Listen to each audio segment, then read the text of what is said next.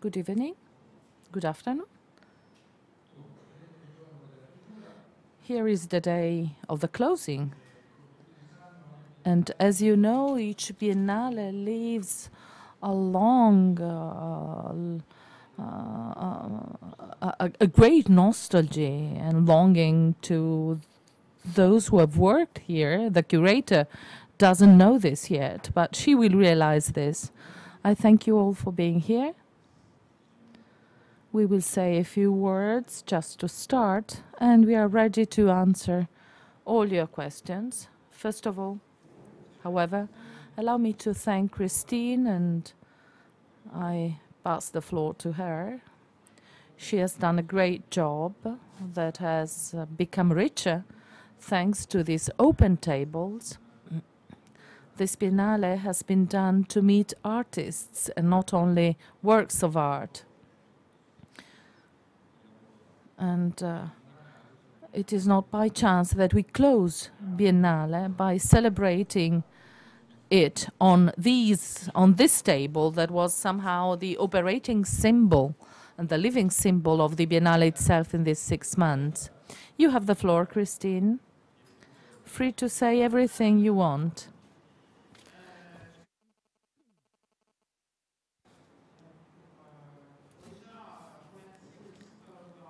I want to thank Paolo Baratta for the confidence he has given me, the freedom as well. If I have to long for something, I think it is I will miss this freedom to create something with the artists, something unprecedented. I think that the Venice Biennale is the best place for a commissioner, for an artist, and I've taken advantage of this. We have produced more than 50 works of art in this exhibition with artists who have decided to do something unexpected. I will just quote some of them, as the Biennale has to be remembered for its works of art. When you have seen Sancan for the Giardini, Déambulation sonore, that brings us to the end of the Biennale with its political commentaries on the retreat, a place for meditation through a walk somehow. I think that is one of the most beautiful works of art in the Biennale. Or Sheila X, that is like a color explosion that has had a great success on the social networks. The social media that I have seen reacting to the Biennale, also for those who were not able to be physically here, they have commented all participations by the artists, which is clear evidence of the interest for art that goes beyond the physical visit to the Biennale. And what has really touched me as a commissioner, place between artists and public, is that there is a well-being for the artists in this process.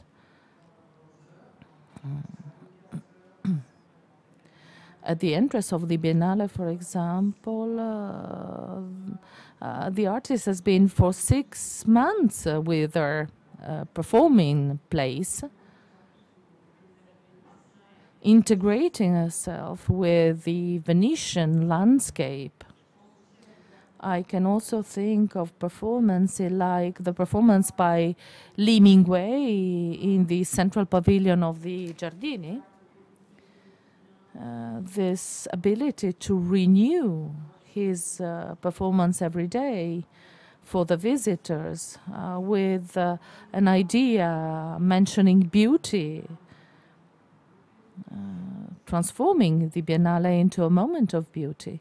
Well, all of these moments have made the history of this Biennale, showing to what extent the artists have felt comfortable in this place. And the second important thing is that I've seen numerous visitors, a large public. Figures are important. The president will mention them in a few moments.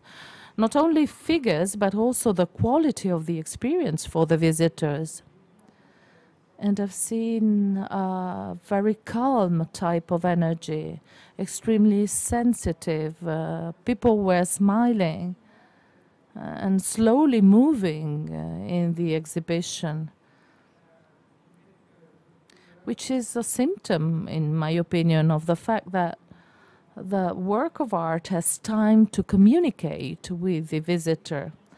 The quality of the experience and of the journey is not like a dream. The visitor is experiencing something, a rapid change of dimension, and many people have told me they have felt this, and it is a great joy for me, both from an artistic point of view and from my human point of view.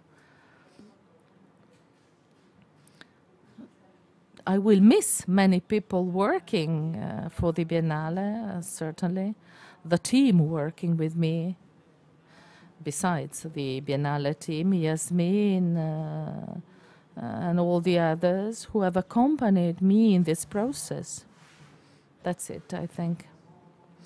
A great moving moment today when we have to close the doors of this Biennale.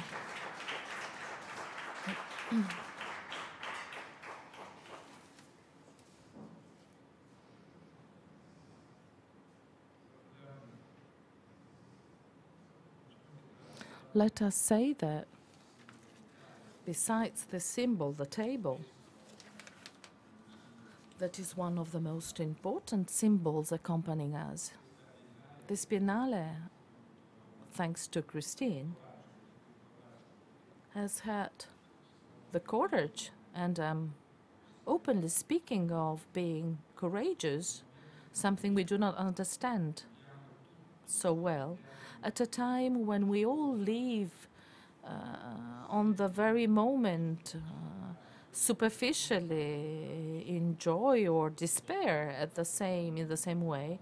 She has invited us to have a reflection while being idle, otium, he says in English, in Latin.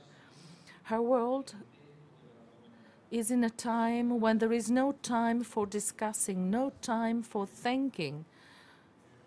In this world, we have no time to repropose through our own creation and invention something useful and interesting and vital at the same time. These are silent, revolutionary attitudes that have a penetrating force, more perhaps than cries and shouts of those who invite artists to appear with a clear rebellion, exhibited rebellion. This is, I think, a real reconquering the ability of being human, which is in itself a rebellion against all obstacles and difficulties.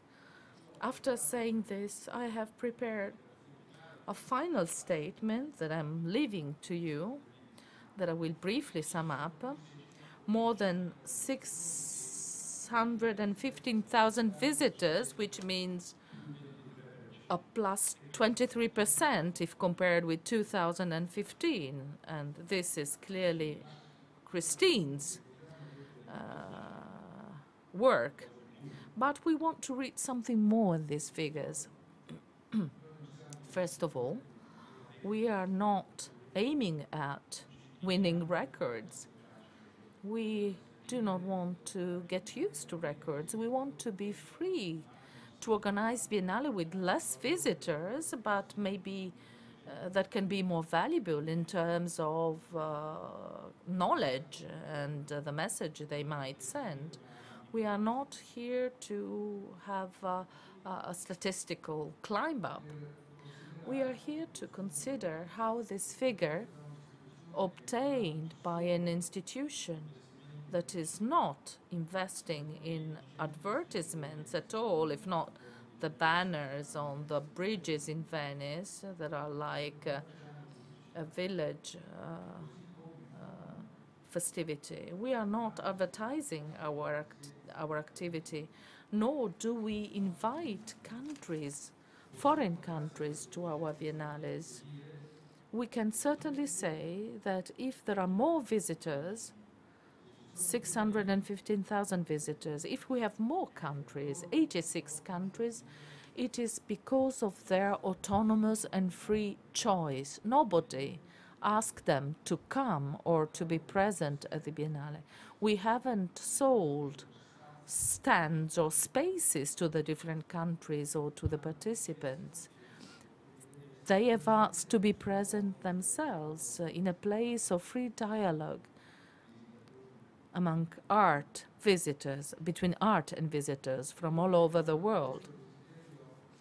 And in this, I read a desire on the part of the visitors to be more acquainted with contemporary art, to see it directly, to develop the capability to approach art. And I think I can read in this the desire to express one's own direct evaluation, to make a direct experience, distinguishing between what the artists are showing and what is bombarding us every day, images and sounds of those who are trying to force us to make certain choices in terms of life or consumption. To be able to overcome this this quantity of images and sounds, approaching artists, entering in a dialogue with the artist himself or herself. We are interested in this. We want these numbers to express this greater desire of knowledge on the part of the public. And as this is our major objective, among these statistics, we can quote, we can mention in, as we have done in our documents, I will just mention a few figures that are particularly significant for us. The first is that for 9 weeks between October and November, we have had more visitors than in the opening week, in the pre-opening week.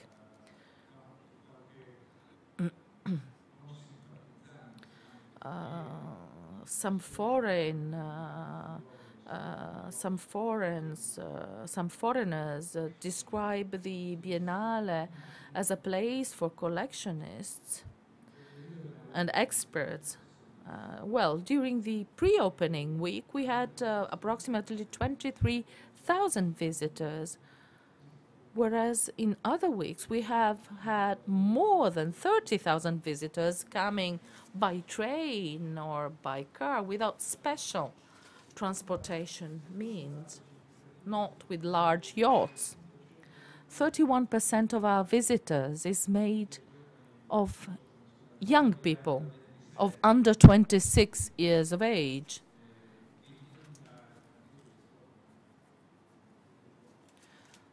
That is to say, a young public. And among them, I'd like to stress 35,000 students of the schools that have come here with their teachers and professors in line with our complex program in favor of schools and teachers. A work that requires a great commitment on our part before and after the exhibition itself. A place for free dialogue. It is important to have a place for a free dialogue, and it is important to have a place where the spirit for research can prevail. The Biennale has to be inspired by the desire of being a place for research. We have to follow our pathway. It is not an easy journey. We must not be discouraged by the fact we are aware of that contemporary art, every time they promote something, is criticized as being a way to promote the market for contemporary art. There are clearly some correlations, but we must not be discouraged by this. And we also know that there is a skeptical approach to contemporary art. There is a lack of confidence in contemporary art because of too many similarities between the development of contemporary art and the development of the financial world.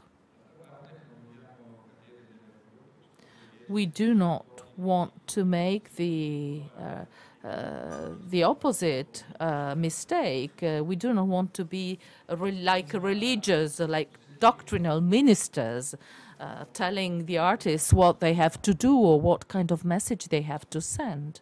We want to have a lay vision based on the autonomous choices we make.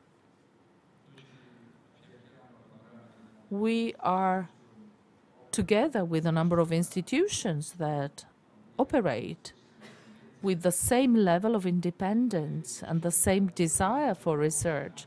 And from a plurality of voices, we can get the possibility to know more, to do something more, to approach critically the work and the world of the artists. Research is a free demonstration of motivated choices. And I have to thank again Christine, because if you read her catalog, you will understand that the presence of each artist has a clear motivation for his presence in this exhibition. In the past years, I had fun in finding some funny definitions for the Biennale. The wind machine a few years ago. We must never stop, because each Biennale is like a new gust of wind. And then I've stressed our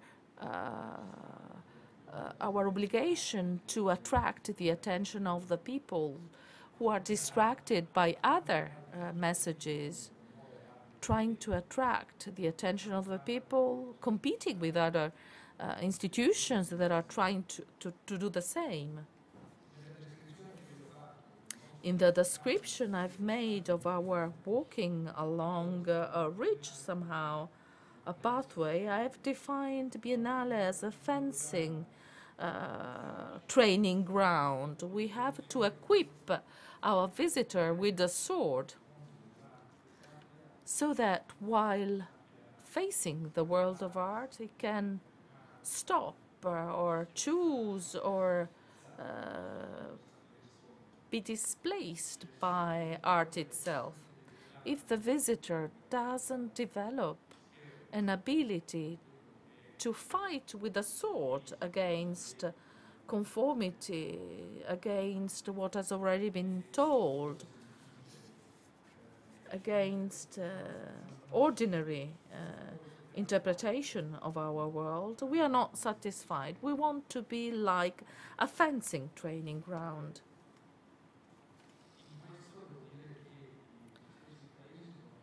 And the countries, I must say, have a fundamental role in this sense. They give us many curators, a plurality of voices. And when you visit the Biennale, you do not only have a vision of the motivated choices made by Christine Macel, but also a motivated choice made by many other interpreters of contemporary art. To come to a conclusion, I want to express my gratitude to the numerous persons who have worked for this Biennale.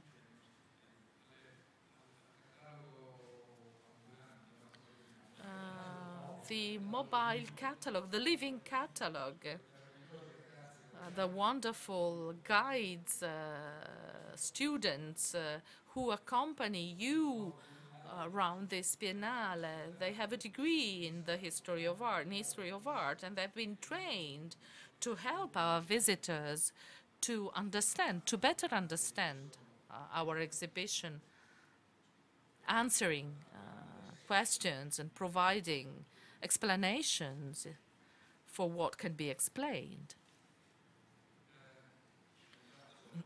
I want to thank formally the Ministry for Cultural and Artistic Heritage and Activities and Tourism, the municipality, the regional authority, our partner Swatch, our sponsors and our supporters. And also I want to thank the journalists who are here for having followed us. We do not provide you with astonishing news. We are just trying to provide you with important information. You are an important partner for an institution like the Biennale that has no advertising activity, if not our press conferences around the world. Therefore, we rely on you to maintain this dialogue with the rest of the world that has not yet visited the Biennale, but that will probably visit the Biennale thanks to your contribution. And here I stop, and I'm ready to answer your questions.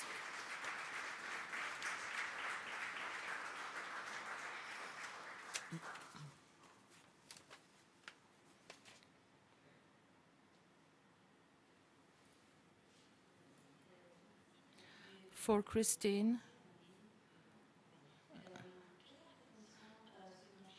what is your impression about the market? You said that you were going to discover artists who were not so valued by the market, or young artists, not so well known.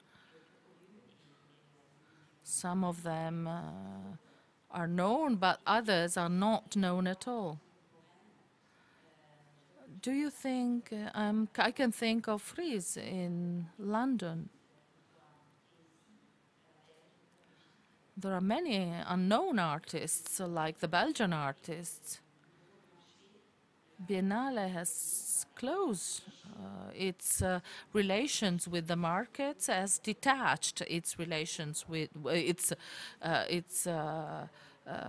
activities from the activities of the market. But being part of the Biennale is important for the artist. What are the names you would like to become popular after the ending of this Biennale? I have never said nor written that I wanted somehow to oppose the art market. It is you that say this. Maybe because you have understood that the consequence of my action, the subject of my activity is not the art market. But I have many relations with the so-called art market. As a curator, for example, as a curator for the heritage in France, and I take care of the contemporary collections for the Museum of Modern Art in France. I have the role of observing the market. I'm not an actor on the market.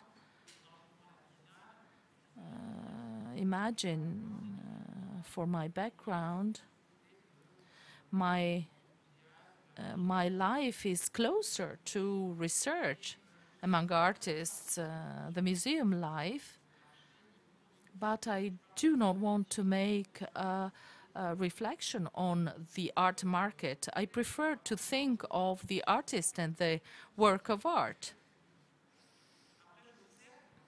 I observe some consequences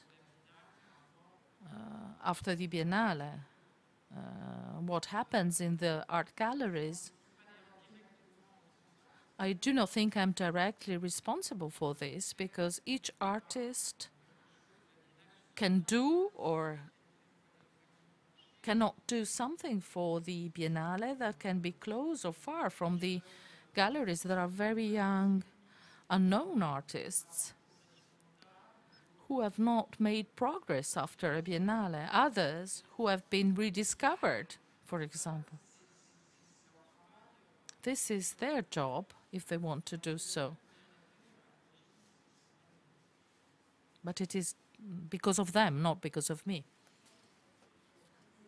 Sheila X was well represented in Basel, for example.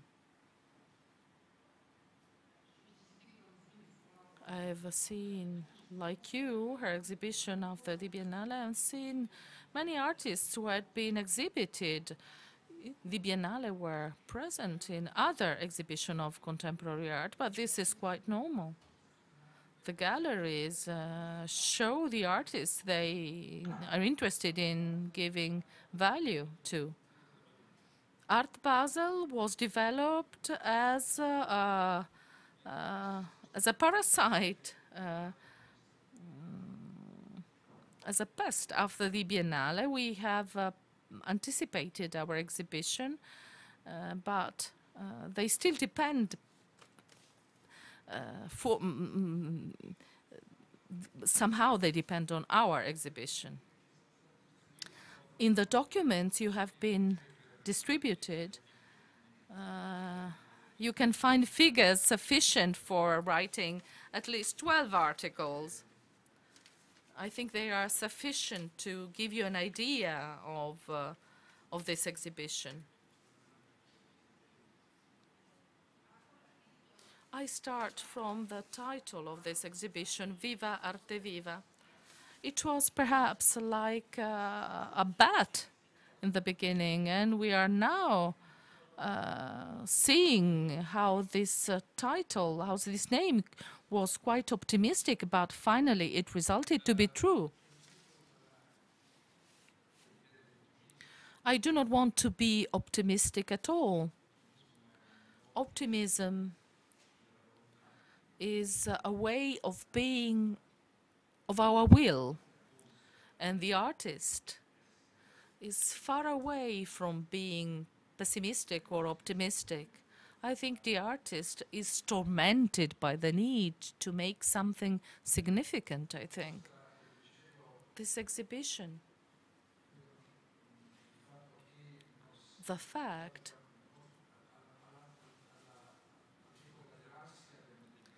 we have dedicated a whole exhibition to anxiety that was trying to investigate how do artists react to a world that is producing anxiety for our future. This is not an optimistic approach to the world of art. This is not this Biennale. In this Biennale, after the initial idleness, you tend to rediscover humanism in a country where humanism was never optimistic at all. It was always tormented between disenchantment and utopia, rather. So I think this Biennale is in line with the Italian humanism.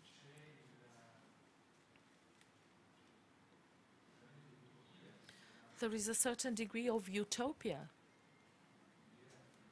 that can make you think that we might have an optimistic approach to our future, the hope, rather, that the world feels the need for artists, that the world feels that artists and art are there to widen our capability to understand, to see, to widen the possibility of our mind.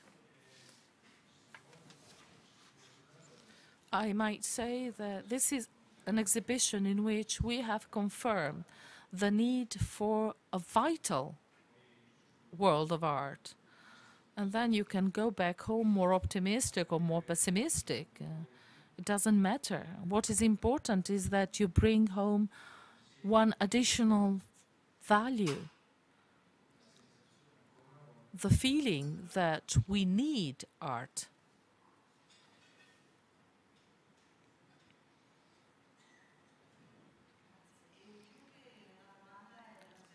Rather than a question, I have a hope and a proposal. Among the different items in Christine Macel's project, you mentioned this table at the beginning.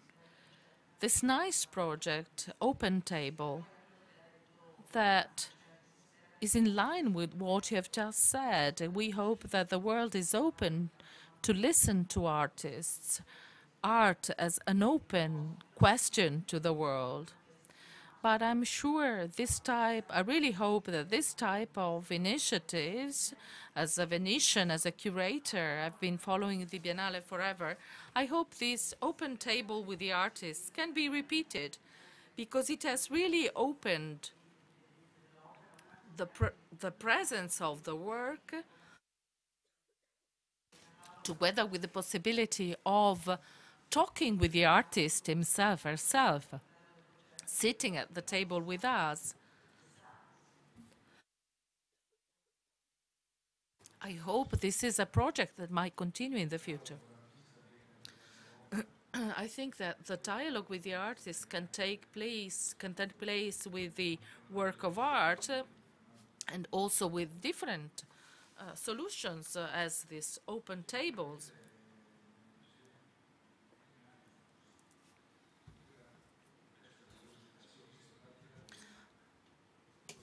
In the previous biennales, you had many works of art, but you might wonder, where are these strange creatures, the artists? And this initiative, Open Table, has had this objective of putting together visitors and artists to establish a dialogue as direct as possible, avoiding mediations of any kind, of all kinds. And this is what the Biennale is. This is its final target, being an instrument to directly connect visitors, works of art, and the artists. If we wait for these works of art to reach museums in order to be known, we wouldn't change much. But we can certainly say that we are trying to change our relationship with art and with the knowledge of contemporary art. I'd like to add that without being an obligation, this format might be available to all curators and artistic directors who might decide to continue this initiative. I do not want this to be a personal. This is just my proposal for the future. I leave this proposal to all the curators that will follow. I think this is a moment. I've not yet studied in depth the different open tables we have had. We have tried to collect the words of the artists. We might somehow sum up what they have said. And this is a piece of work I hope I can do by myself. What I've seen regularly during these open tables is that there is like an artistic epiphany somehow. The artists have said something that we didn't know about him, her before. And it was because of this discussion around the table that has brought them to say this. It is something totally different from what you normally listen to in press conferences or interviews. And the discussions have been really very deep. we have reached a real depth, extremely conceptual discussions, unexpected discussions, artists talking about death, disappearance. And I think this was, for the public as well, extremely interesting, an unprecedented experience, establishing a direct dialogue with an artist.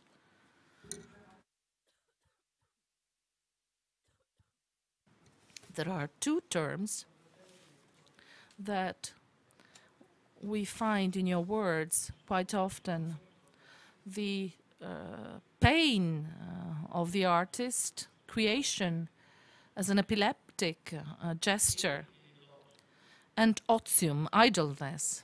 In your idea, in your conception, these two terms are quite contradictory. But in your idea, the Biennale is the place where this contradiction can instead continue to exist and become creation. Well, apart from this specific Biennale that has made this theme its theme, I think that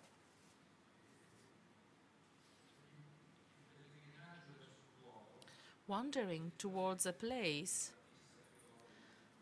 is the same thing as the artist sleeping at the beginning of Christine's exhibition. There is this separation from reality, from our everyday life. You walk towards an important place. As statistics have shown, many visitors have programmed their visit to Biennale. Excursionist visitors amount to 1–2% of the total. Most visits have been planned in advance. And this is something that is even more important in our world, dominated by this idea of being continuously in touch with the world thanks to the internet, when instead you never have a direct experience with art in particular. This detachment, the fact that we are in Venice here, is somewhat favored by the situation. Visiting the Biennale in Venice is not something casual, made by chance. We do not have so many inhabitants as London has, as the Tate Gallery in London can exploit. We have just 56,000 inhabitants in Venice. And the Biennale, instead, is a place that requires a choice to be made to go and get to know something. A visit to the Biennale means visiting the unknown. It is totally different from visiting a very famous painting, for example. You come to the Biennale to see something you do not expect. I hope I have answered your question. We are the place for an active idleness. What is important is that people here can breathe freedom and the free dialogue. And what I really like about Christine's statement is that being here in these months, she has had this feeling of freedom, of desire to meet with other people in a place that is specifically made to get to know the others, to recognize the others, is what the Biennale has been developed for, to establish a dialogue, a cultural dialogue. This is it.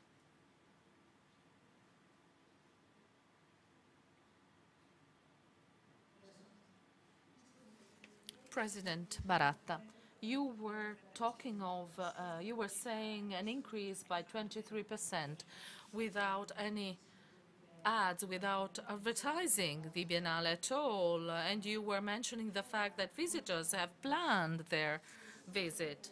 What about under 26, young people under 26? How can you explain this growth in the number of visitors? Why is the Biennale more and more visited towards the end of its duration, by the way? Maybe it is because of the internet, do you think? Over the years, when I was here the first time, we had 185,000 visitors. I can say that what really works, I might say that the only promoter of this increase is the confidence the world has in this cultural institution, which brings them to visit this institution, which is the same reason why a country wants to have a pavilion in Venice. Over time, there is a difference between the things you're doing and the recognition that can derive from this type of phenomena. And every now and then, instead, the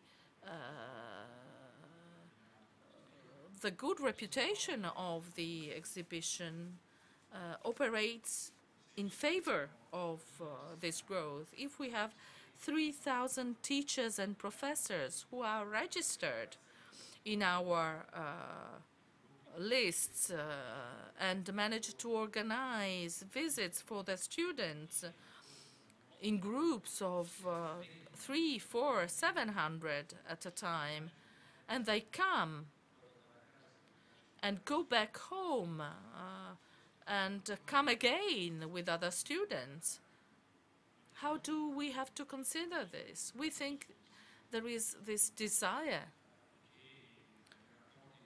for getting in touch with art. We can also say that this confidence is transmitted through communications of different type.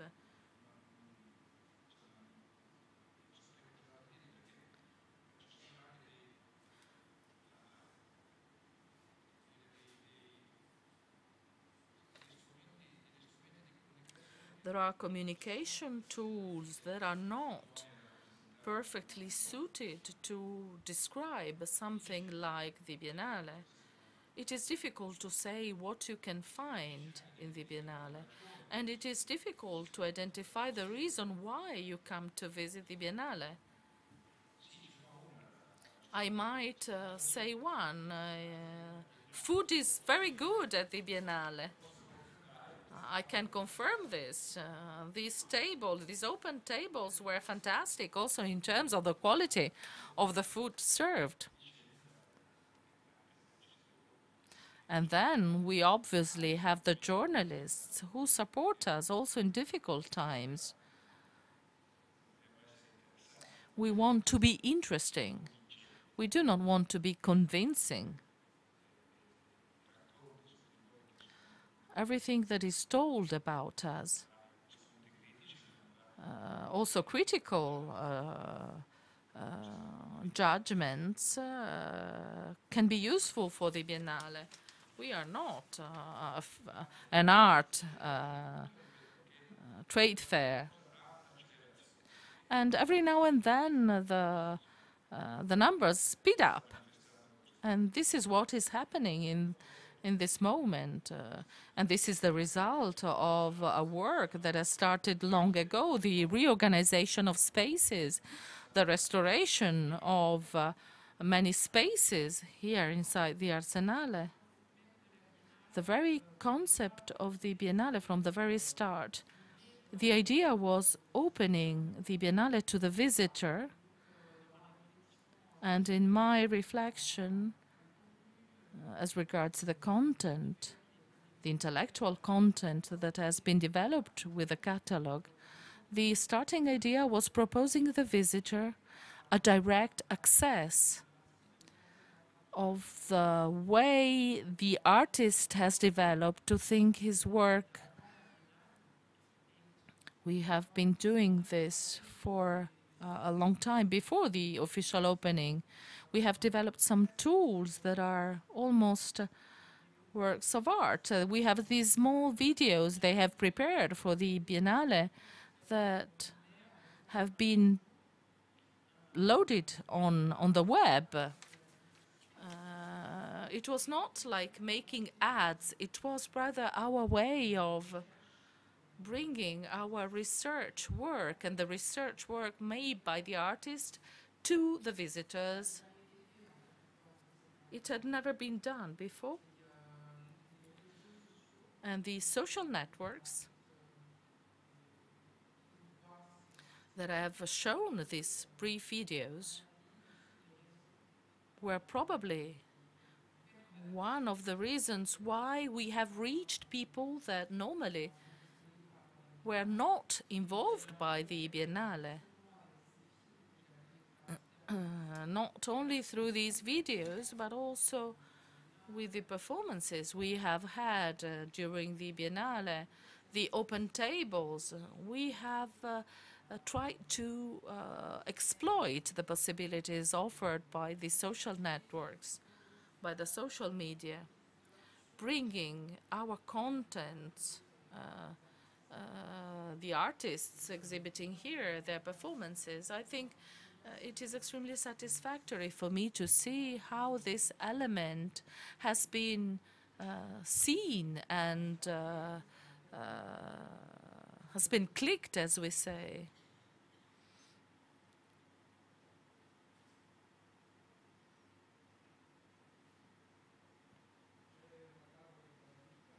There is something to drink if you want.